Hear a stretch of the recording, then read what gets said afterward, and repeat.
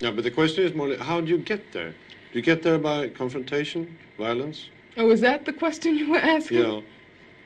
See, that's another thing. When you talk about a revolution, most people think violence, without realizing that the real content of any kind of revolutionary thrust lies in the principles and the goals that you're striving for, not in the way you reach them.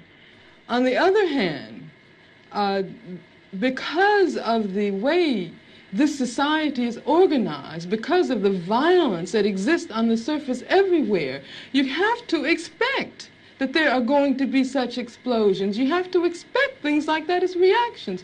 If you are a black person and live in the black community all your life and walk out on the street every day seeing white policemen surrounding you, when I was living in Los Angeles, for instance, long before the situation in LA ever occurred, I was constantly stopped. No, the police didn't know who I was, but I was a black woman. And I had a natural, and they, I suppose, thought that I might be a, quote, militant.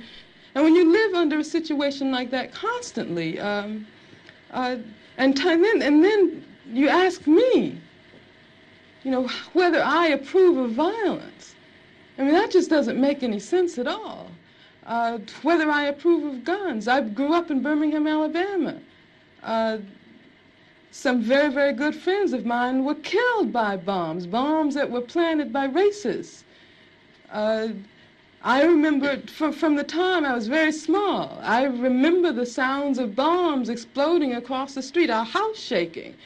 I remember my father having to have guns at his disposal at all times because of the fact that at any moment we might expect to be attacked. The man who was at that time in complete control of the city government, his name was Bull Connor, would often get on the radio and make statements like, niggers have moved into a white neighborhood, we better expect some bloodshed tonight. And sure enough, there would be bloodshed.